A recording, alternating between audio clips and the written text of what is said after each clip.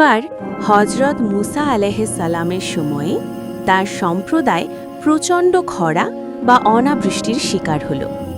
মাঠে ফসল ফলছিল না, নদী নালা শুকিয়ে যাচ্ছিল এবং মানুষ তীব্র পানির অভাবে ভুগছিল। বৃষ্টির জন্য প্রার্থনা।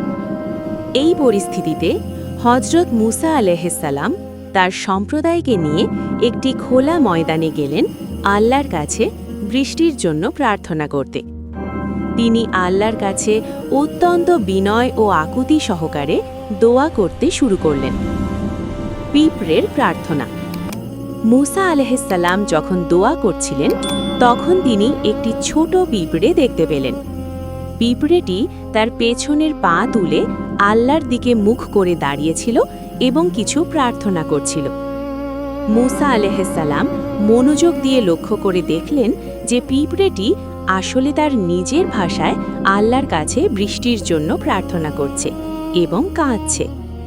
পিঁপড়েটি সম্ভবত বলছিল, হে আল্লাহ, আমরা আপনার দুর্বল সৃষ্টি, আপনারই অনুগ্রহের উপর আমাদের জীবন নির্ভর করে। আপনি যদি আমাদের উপর থেকে বৃষ্টি থামিয়ে দেন তবে আমরা পিপাসায় ও অনাহারে মারা যাব। হে রিজিক দাতা, আপনার কৃপা ও রহমত বর্ষণ করুন।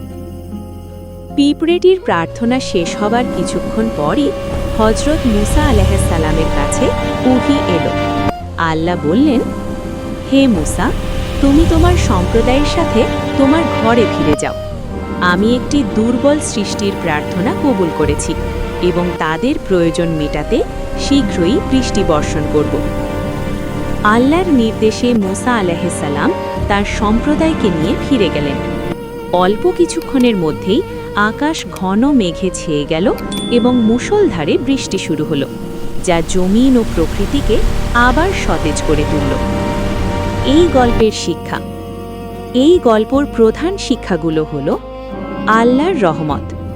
আল্লাহ সর্বব্যাপী এবং তার রহমত ছোট বড় সকল সৃষ্টির জন্যই রয়েছে।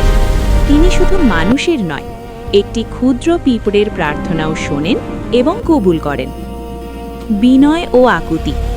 আল্লাহর কাছে প্রার্থনা করার সময় আন্তরিকতা এবং বিনয় থাকা প্রয়োজন, যেমনটি পিঁপড়ে দেখিয়েছিল। সৃষ্টির গুরুত্ব। এই মহাবিশ্বের কোনো সৃষ্টি আল্লাহর কাছে তুচ্ছ নয়। ক্ষুদ্রতম সৃষ্টিও তার মনোযোগের দাবি রাখে। এই ঘটনাটি হজরত মুসা আলাইহিস সালাম এবং তার সম্প্রদায়কে শিখিয়েছিল যে আল্লাহর দরবারে কোনো মাধ্যম বা বড় দলবলের প্রয়োজন হয় না।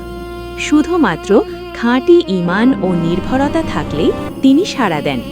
আল্লাহর কাছে মর্যাদা নির্ধারিত হয় তাকওয়া ও আন্তরিকতায়।